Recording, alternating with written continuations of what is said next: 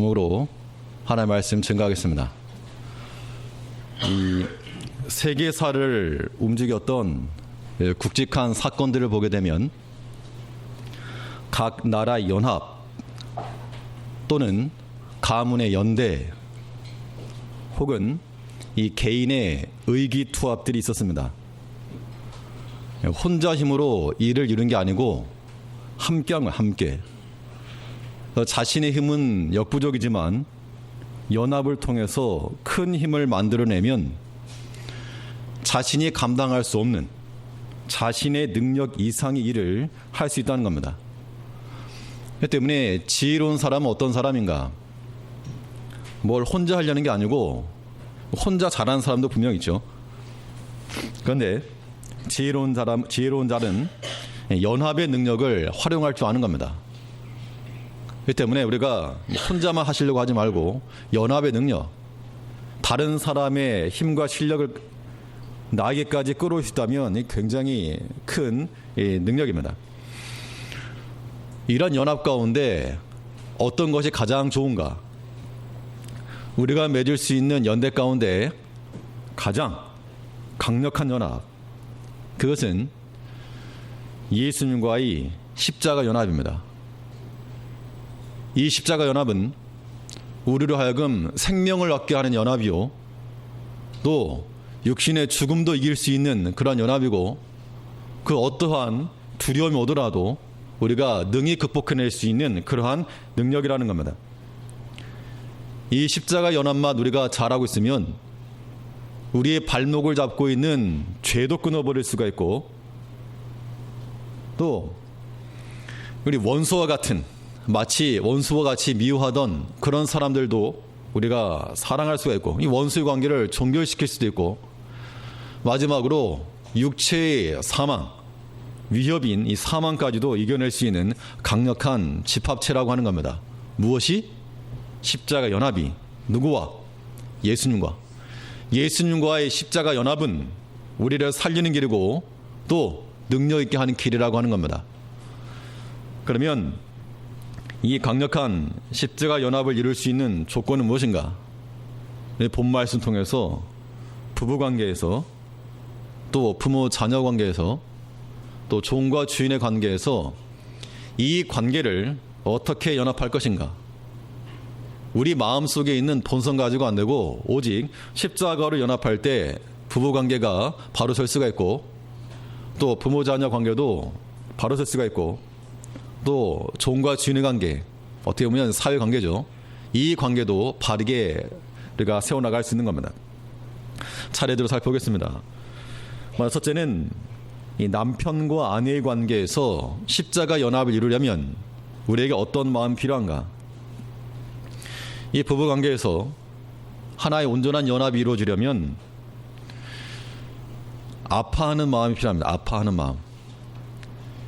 이 아파하는 마음이라고 하는 것이 오늘 본문에서는 두 가지 단어로 표현이 되고 있는데, 아내들에게는 복종이라고 하는 단어로 표현되어 있고, 남편들에게는 사랑이라고 하는 단어로 표현되어 있습니다.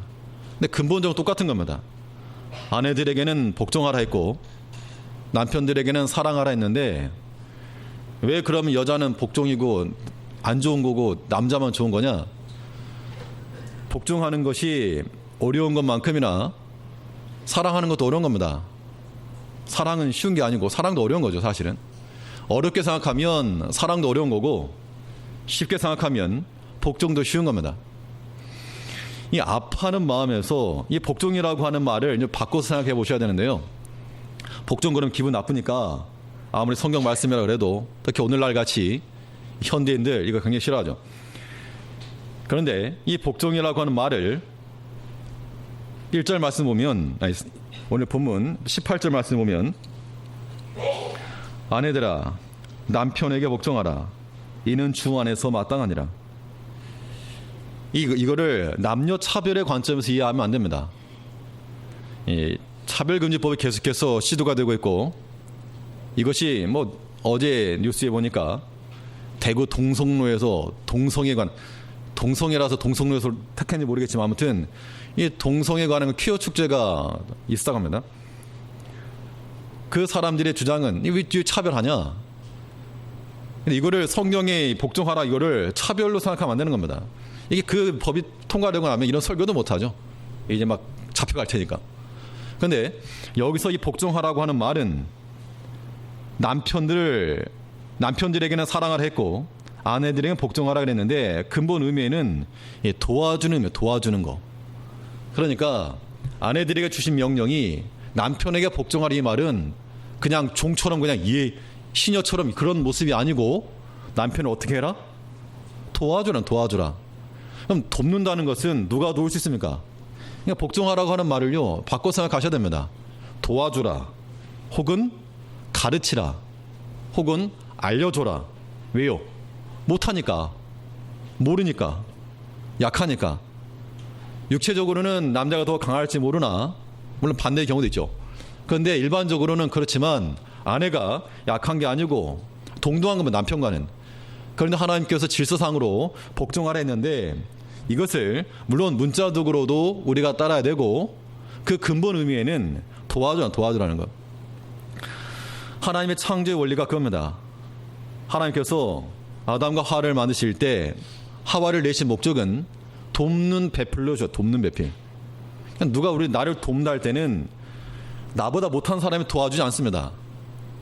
뭐 공부를 가르치려고 그러면 나보다 좀 잘하는 사람이 가르쳐줘야지 나보다 못한 사람이 가르쳐주면 아유 됐다고 이러지 않겠습니까? 하나님께서 아내를 주시고 또 돕는 배필로 주신 것은 그만큼 남편의 모자람과 부족한 부분을 채우라는 겁니다. 그런 의미에서 이 복종이라고 하는 말에는 무엇이 필요한가 하면 아내들의 이 긍휼히 여기는 마음이 필요해요. 긍휼히 여기는 마음. 쉽게 말하면 불쌍히 내가 데리고 산다 이런 불쌍히 여기는 마음, 이런 마음들이 성경적인 겁니다. 성경적인 거. 하나님께서 창조시에 이 아담과 하와를 만드셨죠. 아담과 하와를 만드셨는데 누가 더 강한가?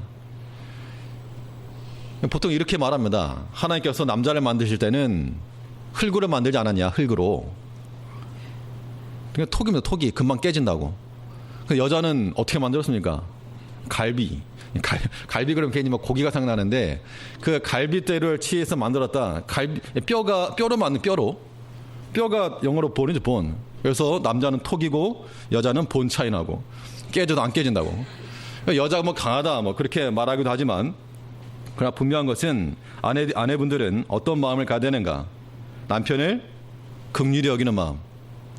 왜요? 도와줘야 되니까, 모자라니까, 부족하니까.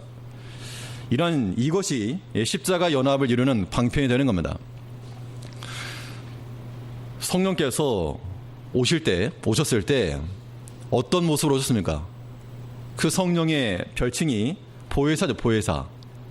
보혜사라고 하는 뜻의 의미가 무엇인가 하면 헬퍼입니다. 돕는 자.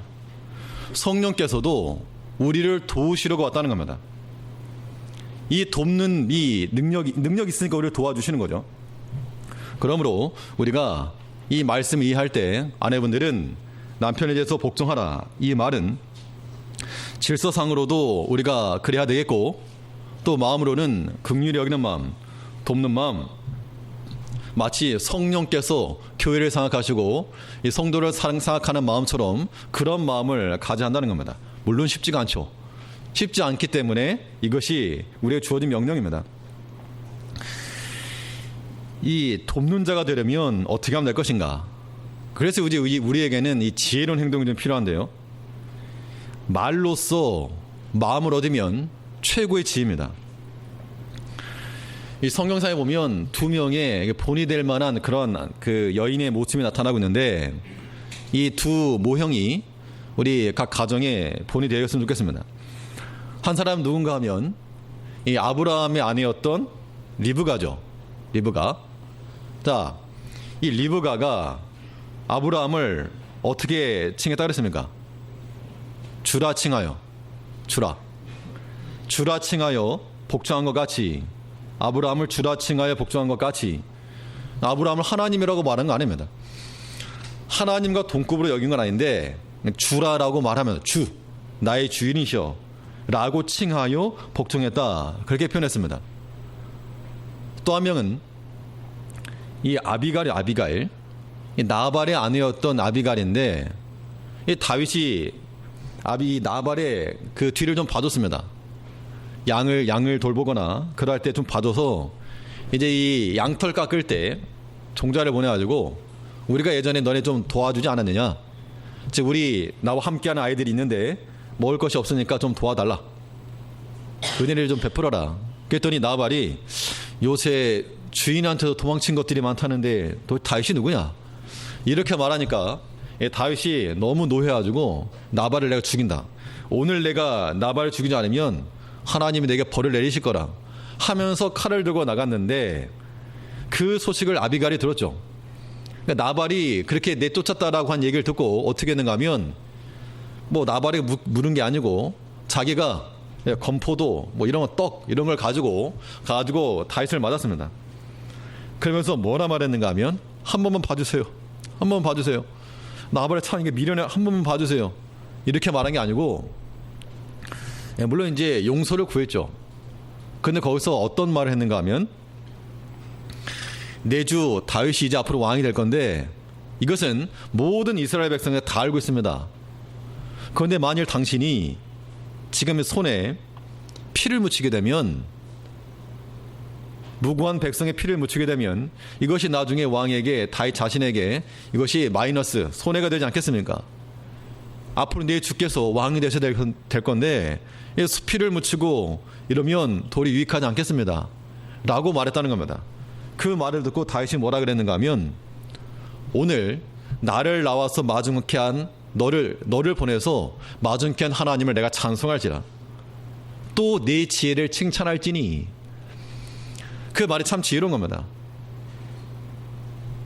다윗 입장에서 또 다윗을 세우는 마음으로, 그것도 나발을 깎아내린 것도 아니고 뭐 이름이 뭐 미련한 자라라고 말했지만, 분명한 것은 그 지혜롭게 말했다는 겁니다. 그래서 다윗의 마음을 얻었죠. 나는 다윗의 아내가 되었는데, 아내들에게 주어진 명령입니다. 남편에게 복종하라. 이거 기분 나쁘게 여길 게 아니고, 성령께서도 우리를 돕는 자로 오셨고 지금도 우리를 도와주시고, 예수님께서도 하나님 보좌 우편에서 우리를 위해서 기도하시고, 그런 것 같이 아내들은 남편을 돕고자 하는, 돕는 배필의 그런 마음으로, 또 긍휼히 여기는 마음으로, 지혜로운 마음으로 도와줘야 됩니다. 잘 도와줘야 됩니다. 이거 도와주지 않으면 사명 감당 못하는 겁니다. 반면 남편들은 어떻게 할 것인가? 남편들에게 주어진 명령은 아내를 사랑하라 했는데, 이것은 복종하는 것과 같은 똑같은 심정으로 우리가 임해야 됩니다. 19절 말씀 보면, 남편들아 아내를 사랑하며 괴롭게 하지 말라. 차라리 복종하는 것이 쉽겠다라고 마음이 들 수 있습니다.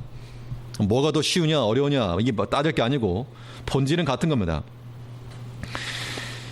그러니까 이 복종하는 것도 어렵고 사랑하는 것도 어려울 텐데, 이게 왜 어려운가? 어려운 이유는 나의 것으로 하려고 하기 때문에 어려운 겁니다. 나의 것으로. 우리 마음 가운데 단마음으로 복종하고자 하는 마음도 없고, 또 사랑할 수 있는 마음도 없다는 겁니다. 예수의 마음으로 우리가 사랑하고 섬겨야지 가능한 겁니다. 남편이 아내를 사랑하는 방식은 무엇인가? 오늘 본문에서는 남편들에게 아내 사랑하라 이렇게만 표현됐지만, 이 남편들이 아내를 사랑해야 될 때 그 기본 자세가 무엇인가?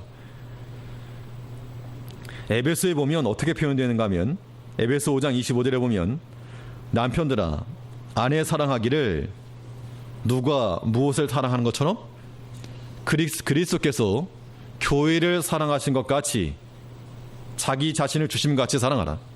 그러니까 남편들에게 아내 사랑하라 했을 때는 뭐 감정적으로 좋아서만이 아니고, 아니면 뭐 부부의 관계를 맺고 시간이 지나면 지날수록 뭐 좋은 면만 보이겠습니까? 때로는 그냥 그렇죠, 그런 겁니다.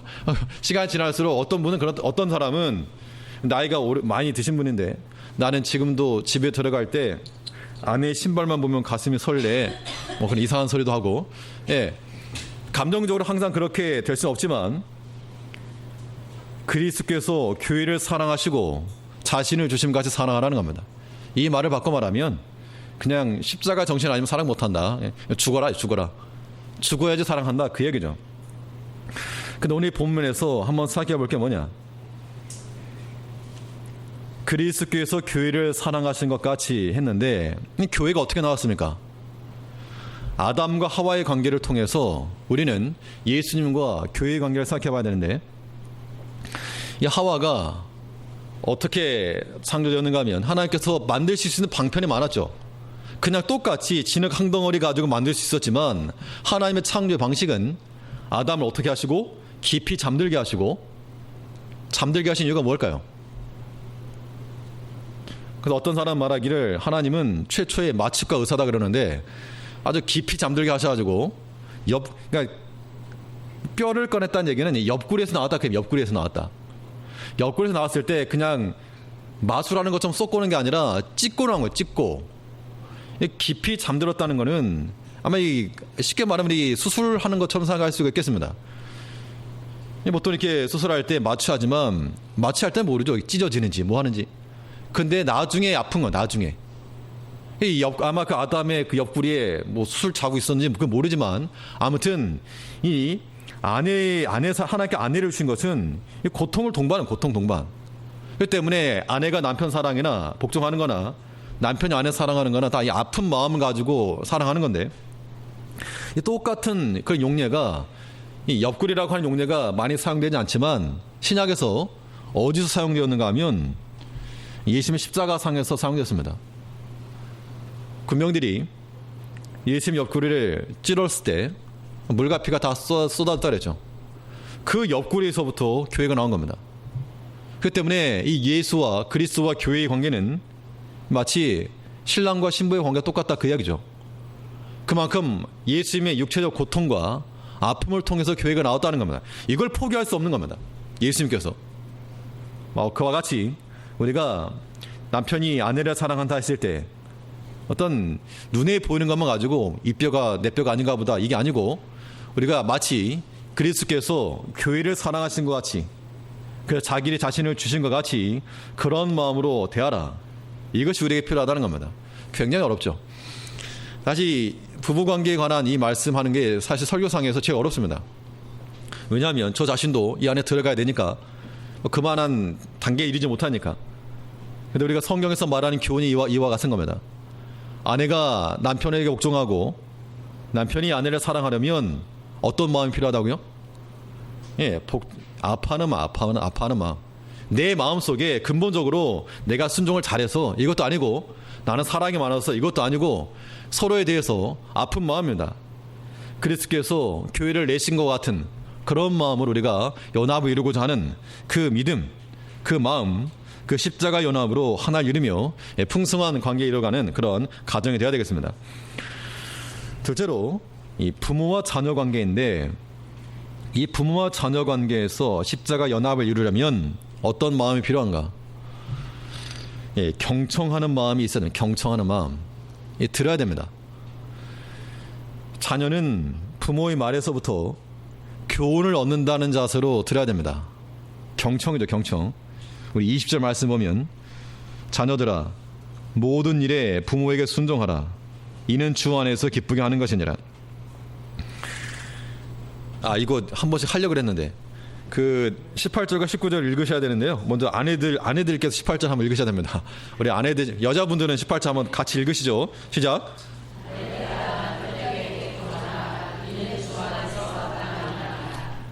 그 남편분들 아멘 하셔야 되는데. 예. 마땅한 거. 주 안에서 마땅한 일이라. 남편분들도 읽으셔야죠. 남자분들 19절 읽으셔야 되겠습니다. 19절 읽습니다. 시작. 예, 목소리가 정을 보니 예, 본 차이나에 대항하면 안 됩니다. 예, 자녀들에게도 주신 말씀인데 우리 자녀들이 한번 읽어보죠. 우리 다 자녀니까 자녀들 우리 모두 같이 한번 읽어보겠습니다. 시작. 자녀들아 모든 일에 부모에게 순종하라. 이는 주 안에서 기쁘게 하는 것이니라. 부모에게 순종하는 것은 주 안에서 기쁘게 하는 거라 그랬는데, 모든 일에 대해서 순종하라. 예, 순종하라고 하는 말과 복종하라고 하는 말이 의미상으로는 같지만, 이 부모 자녀 관계에서 순종하라 했을 때 이 단어에는 경청하여 잘 들어라, 이 말씀이 들어있습니다. 사실 오늘날 시대가 바뀌었죠. 예전 시대에는 모든 권위가 누구에게 있었는가 하면 부모에게 있었습니다. 또 연장자에게 있었습니다. 왜냐하면 모든 경험이 곧 지식이었기 때문에 뭐 고민할 것도 없이 뭐 거둬라, 어른이 한마디 거둬라 그러면 아들들이 예, 큰형님이 거둬라 그러면 동생들이 예. 모든 권위가 위로부터 왔기 때문에 부모에게 순종하는 것은 지극히 정상이었다는 겁니다. 그런데 오늘날 이 권위라고 하는 것이 부모에게서만 나오지 않고, 이 지식, 뭐 세상적인 지식도 부모가 채워줄 수 없고, 도리어 어떤 학교에서나 뭐 학원에서나 다른 곳에서 더 많은 지식을 얻죠. 그 때문에 이 부모의 권위라고 하는 걸 점점 약화되어 간다는 겁니다. 그러다 보니 자녀들이 부모의 말을 듣지 않죠. 도리어 어떻게 합니까? 부모에 대해서 무식하다고 무식하다. 모르면 가만히 있으라고. 대놓고 그렇게 말하지 않아도 부모의 말에 대해서 이런 자녀들이 없다는 겁니다. 세상적인 지식이나 배움의 정도나 혹은 정보를 취득하는 면에서는 물론 자녀들이 더 빠를 수가 있습니다. 그러나 자녀들은 하나님 말씀에 근거해서 부모님께 어떤 마음을 가져야 되는가, 순종하는 마음을 가져야 됩니다. 경청해야 돼요. 경청해요. 어떤 정보적 측면에서 모르는 부모님이 잘 모르겠다 그러면 알려주면 돼요. 알려주면 와 그것도 모르나 그러지 마시고,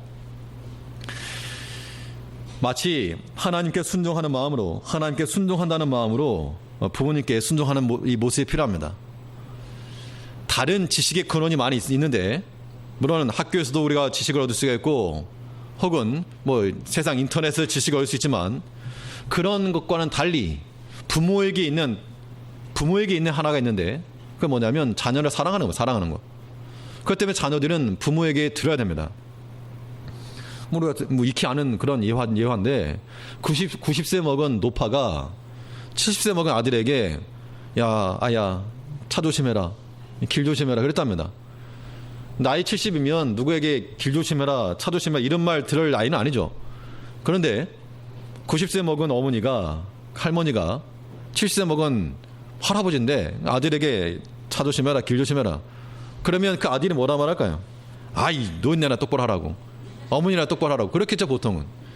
그런데 그렇지 않고 부모의 사랑이 있으니까, 특히 젊은 세대들이 부모님에 대해서 어떤 정보나 지식이나 이런 부분에 있어서 본인들이 더 탁월하다고 해서 부모의 말에 대해서 분노하거나 함부로 대하는 것은 성경적이지도 못하고 바른 게 아닙니다. 때로는 부모의 명령과 훈계가 조금은 불합리해 보이는 것일지라도 어떻게 해야 되는가, 그럴지라도 순종하는 마음을 가져야 됩니다. 우리 청년들이 다 속으로 아멘 했을 겁니다. 속으로라도. 왜 그런가 하면 하나님의 섭리 원리가 그렇다는 겁니다. 모든 것이 딱딱 떨어지는 게 아니고, 때로는 도무지 이해 안 되는 부모의 그런 명령을 통해서 하나님의 역사가 이루어질 때가 있다는 겁니다. 대표적인 경우가 이 야곱이 아들들을 사랑했죠. 그 가운데 요셉을 가장 사랑했습니다. 형들이 이제 양치러 갔을 때 요셉에게 좀 가거라.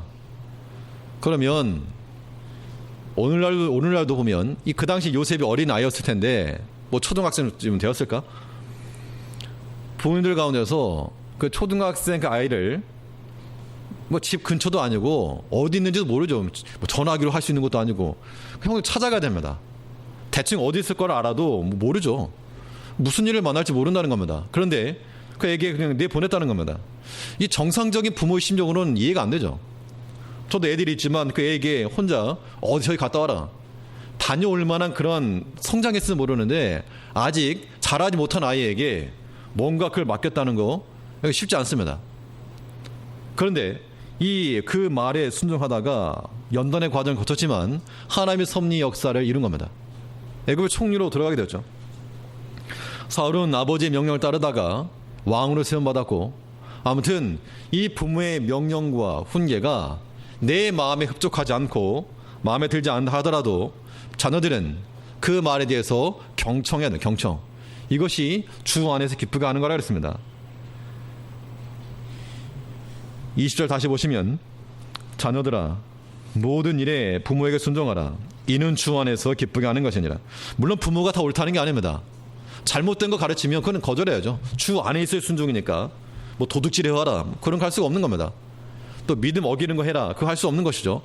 그렇기 때문에 주 안에서 잘 듣고 우리의 신앙적 유익이 무엇인가 들어야 됩니다. 또 자녀들은 부모의 부족함이 있을 때, 허물이 보일 때 어떻게 할 것인가? 덮어줘야죠. 노아가 그랬죠. 노아가 허물이 있을 때 세 아들 가운데서 둘은 허물을 덮어주었고 한 명은 말했습니다. 사실을 말한 겁니다. 팩트를 말한 거죠. 거짓말한 것도 아니고 덧붙인 것도 아니고 사실을 사실대로 말했지만 그러나 그 저주받은 겁니다. 우리가 물론 육신의 부모도 마찬가지고요. 육신의 부모뿐만 아니라 우리 형제에 대해서나 교회에 대해서나 성도에 대해서나 어떠한 허물이 보였을 때 그런 것들을 우리가 말로 돌리지 않고 덮어주는 게 필요하다는 겁니다. 여기에서 이것을 통해서 십자가 연합이 가능한 겁니다. 반면 부모는 그 자녀의 말에 대해서 이해하려는 자세로 경청해야 됩니다. 그래야지 연합이 일어나는 거죠. 자녀들은 신앙적 교훈을 듣는다는 마음으로 듣고 또 부모님들은 이해하는 마음을 가지고 들어줘야 됩니다. 사실 이해하는 게 굉장히 어렵습니다. 오늘 본문에 뭐라 말했는가 하면 21절에서 아비들아 너희 자녀를 경록해 말지니 낙심케 할까노라. 왜 경로하는가 하면 깝깝하니까 부모의 마음에 보니까 부모의 눈에는 뻔히 보이는 게 있기 때문에 그냥 좀 가르치는 대로 권면하는 대로 따라주면 좋겠는데 그렇지 않으니까 화부터 난다. 화가. 그래서 큰 소리가 나게 되고 혹은 뭐 매를 들게 되기도 하고. 그런데 아비들에게 하는 말이 물론 자녀들을 가르치긴 해야 되는데 노하지 말라. 자녀를 경록해 하지 말라. 자녀가 부모에게 순종하기 어려운 것만큼이나 부모가 자녀를 경록해 하지 않고 노하지 않는 것도 굉장히 어려운 겁니다. 우리 부모님들에게는 권위가 필요합니다. 권위주의로 지도하는 것은 어렸을 때는 가능하지 애들이 좀 크면 왜요? 혹은 그러면 방법이 없는 겁니다.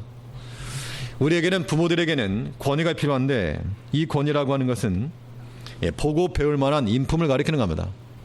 그렇기 때문에 이게 어려운 겁니다. 부모는 자녀들을 통해서도 배운다 이런 자세가 필요하고 그렇기 때문에 우리가 자녀들에게 듣고 배우고 또 훈계할 것은 훈계하지만 허용할 부분은 허용하고 조금 오픈된 마음도 필요하다는 겁니다. 이해와 공감의 능력을 키워나갈 때 그럴 때 자녀들도 부모의 말에 귀를 기울인다는 겁니다. 꽉 막혀있는 게 아니고 허용할 부분은 좀 허용해주고 또 들을 건 들어주고 그래서 이 부모와 자녀의 관계가 완전히 막힌 것이 아니고 십자가 안에서의 연합. 자녀들은 부모의 말씀에 순종을 하고 부모는 자녀를 이해해주고 이런 것이 예수 안에서 십자가 연합이라고 하는 겁니다. 이 건강한 관계의 모습이죠. 20절 말씀 다시 보시면 자녀들아 모든 일에 부모에게 순종하라. 이는 주 안에서 기쁘게 하는 것이니라. 아비들아 너희 자녀를 경록해 말지니 낙심할까 함이라. 모자란 것이 좀 보여도 우리가 노함으로 나가기 전에 이 일을 위해서 먼저 기도해주고 믿음 안에서 자라기를 생각해주고 또 우리 자신의 모습을 보고 자녀들을 보면서 때로 부모의 모습이 보이죠. 왜냐하면 그 부모의 성향을 물려받았을 거니까. 그럴 때 우리가 어떤 마음을 가져야 되는가 하면 내가 저 모양이구나. 가끔 그런 생각을 합니다. 아이들 때로는 훈계하다가 문득 저 모습이 내 모습이구나 이런 게 보일 때가 있습니다. 그럴 때 하나님께서 내가 애들한테 혼냈는데 마치 하나님 나에게 내가 했던 말 똑같이 나에게 혼내는 것 같은 그런 느낌, 그런 마음 우리가 받으면 우리 버릴 게 없는 겁니다. 그래서 부모 자녀 관계가 모든 반목을 다 뒤로 하고 마치 예수님께서 십자가를 통해서 하나 되게 하신 것처럼 그 십자가의 마음으로 부모의 순종, 자녀를 사랑할 수 있어야 됩니다. 셋째로 이 종과 주인의 관계에서 오늘날 종과 주인 없죠. 직장에서 어떤 상하 관계라든가 동료의 관계라든가 이런 관계 있겠지만 어떤 사회생활이라고 하는 것을 조금 확대를 시키게 되면 이 종과 주인의 관계에서 이 십자가 연합을 이루려면 어떤 마음이 필요한가? 오늘 본문에 있는 대로 성실한 마음이 필요하다. 성실한 마음. 종은 주인에 대해서 성실함을 나타내야 되겠는데 이 성실함이 어떻게 나오는가? 이게 중요합니다. 우리 마음 가운데 성실함이 있지 않습니다. 사람 마음 가운데 태어날 때부터 난 성실해. 그래서 나는 그냥 다 잘해. 이런 게 아니라 사람 마음에는 악한 게 있죠. 그래서 성실이 나오는 게 아니기 때문에 어떻게 하면 성실이 나오는가? 주를 두려워하는 마음을 가질 때 성실함이 나온다는 겁니다. 주를 두려워하는 마음으로 누가 있거나 없거나 보거나 보지 않거나 주 앞에서 행한다라고 하는 그 코람데오의 마음을 가지고 있을 때 성실함이 나타난다는 겁니다. 우리 22절 말씀 보면 22절에 종들아 모든 일에 육신의 상전들에게 순종하되 사람을 기쁘게 하는 자와 같이 눈가림만 하지 말고 오직 주를 두려워하여 성실한 마음으로 하라. 이게 부부관계나 부모자녀 관계가 아닌 종과 주인의 관계인데 이게 총 걸기 위해서 너희 권리를 투쟁하라, 쟁취하라, 투쟁 이게 아니고 이 상전에게 순종하라. 눈가림만 하지 말고 성실한 마음을 하라 그랬는데 이 성실한 마음이 어디서 나온다고요? 주를 두려워하는 마음을 가질 때 성실함이 나오는 겁니다. 이거 오늘날 우리도 마찬가지입니다. 우리가 교회에서 직분을 받아 우리가 주의 일을 한다 하더라도 주를 두려워하는 마음을 가지고 있으면 누가 있거나 없거나 보거나 보지 않거나 성실하게 행할 수가 있습니다. 그런데 그런 마음이 없으면요 어떻게 하겠습니까? 볼 때는 하고 안 볼 때 안 하고. 사람은 모르는 겁니다. 하나님 다 보시는 거죠. 이 직장 일도 마찬가지나 세상 일도 마찬가지로 볼 때 하는 척하고 안 볼 때 농땡이 부리고 이런 것들은 오래가지 못하는 겁니다. 다 드러나니까. 성도의 경쟁력이라고 하는 거 진실함과 성실함이 있죠. 그러므로 우리가 어떤 일을 하든 주 안에서 행한다. 그런 마음과 주를 두려워하는 마음 가지고 해야 됩니다. 예전에 어떤 그 사람이 명문대 출신 2명 있었는데 똑같은 회사에 입사했답니다. 처음에 입사했을 때 이제 자기 자신 졸업하고 나서 자기 능력을 내가 다 보여주겠노라. 그런데 이 회사에서 시키는 일은 복사하고 서류 정리하고 스테플러 찍고 이런 것만 시키더랍니다. 그래서 한 사람은 내가 이런 거 하려고 여기 들어왔냐? 하고 그냥 사표 던지고 그만뒀답니다. 또 한 사람은 이 사람들이 이거 시키려고 나를 부르지 않았겠지. 그러면서 좋다. 이 명문대 출신들은 이 서류 정리를 어떻게 하는지 보여주마. 이렇게 하면서 복사하는 것도 깔끔하게 아주 그냥 컬러풀하게 아무튼 보기 좋게 한번 했답니다. 그런 것이 차이죠. 그러니까 지금 눈에 보이는 거 그 일 내가 뭐 이런 일을 해야 되는가 그게 아니라 그 안에 들어있는 정신 자세 이게 더 중요하다는 겁니다. 하나님께서 어떠한 자를 높이시는가? 높아지는 것과 낮아지는 게 하나님의 손에 있는데 이 성도님들께서 교회만이 아니라 일반 직장 생활에서도 성실한 마음이 필요합니다. 주를 두려워하는 마음을. 이게 오늘 본문에 뭐라 그랬는가 하면 우리 행하는 것이 사람에게 상 받는 게 아니고 주 안에서 받는다 그랬죠. 24절에 보니까 이는 유업의 상을 주께 받을 줄 알미니 너희는 주 그리스도를 섬기느니라. 똑같이 뭐 투쟁 이러지만 말고 물론 그런 권리를 말할 수 있죠. 말해야 됩니다. 또 현대 시대에서는 맞춰가는 건 필요하죠. 그러나 그런 것처럼만 하지 말고 너희가 마땅히 행할 바 또 주께 상을 받을 줄 알아. 너희는 그리스도를 섬기는 자라. 이러한 정체성이 중요하다는 겁니다. 그러므로 우리가 이 십자가 연합을 온전히 잘 이루려면 주를 두려워하는 마음으로 성실한 마음 이런 마음을 갖는 게 필요하고 반면 주인은 종에 대해서 어떤 마음을 가져야 되는가? 선대하는 마음. 내가 사람을 부린다 그래서 학대하거나 아주 그냥 괴롭게 하거나 그것이 성경적이지 않고 그 쓰임받는 사람에 대해서 선대함으로 성실함을 나타낼 수 있다 그랬습니다. 성경에 보면 이 룻이 시어머니를 따라서 유대 땅으로 돌아왔을 때 밭에 가서 일했는데 우연히 보아스의 밭에 갔다 그랬습니다. 이때 보아스가 어떻게 했는가 하면 웬 놈이냐 이거 왜 남의 밭에 가지고 이상한 애가 하나 끼어들었느냐 내 쫓아라 이렇게 한 게 아니고 누구냐 물어봤고 그 자초지종을 들은 후에 그에게 사랑 은혜를 베풀었죠. 햇세드를 베푼 겁니다. 딴 데 가지 말고 여기서 주서라. 그 남종들에게 너네들 저 루시 와서 할 때 뭘 하지 말고 뭘 하지 말아라. 하다못해 또 일부러 좀 남겨놔라. 은혜를 베풀었다는 겁니다. 그때 이 보아스도 룻을 통해서 은혜를 받았고 하나님을 통해서 헷세들을 받은 겁니다. 하나님께서 유대 백성들에게 말씀하시기를 너희 땅에 거하는 그런 외국인들 혹은 이 이방인들을 뭐라 그랬습니까? 압제하지 말라. 너도 예전에 그러지 않았느냐? 그 마음 가지고 잘 대해줘라. 선대해줘라. 그렇게 말했다는 겁니다. 우리가 어떤 관계에서 섬기는 자리에 있으면 주를 두려워하는 마음으로 성실한 자세로 임할 것이요. 우리가 만일 위에서 사람을 부리는 입장이라면 선대하죠. 선대. 저 사람이 내게 유익을 주는 사람인 줄 알고 잘 대해줘야지 부려먹겠다. 아주 그냥 기름 짜듯이 쫙내겠다. 이런 마음 말고 은혜를 베풀고자 하는 마음. 뭐 또 그걸 악용해서 안 되죠. 또 그것을 그렇게 이용당해도 안 되고 모든 것을 가르치고 지도하되 선대하는 마음, 은혜를 베풀고자 하는 마음을 가질 때 이 종과 주인의 관계도 십자가로 연합이 가능하다는 겁니다. 연합이라고 하는 건 신비입니다.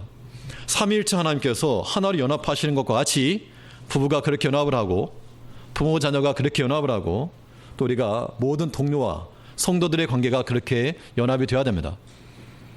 십자가 안에서 하나님과도 또 가정에서 부부와 부모 자녀와도 종과 주인의 관계와도 하나가 될 수 있는 화평을 위하여 부르신 그 부르심에 맞게끔 십자가 연합하여서 하나님의 대역사에 일어나갈 수 있는 모든 성도들 되시기를 간절히 바라겠습니다.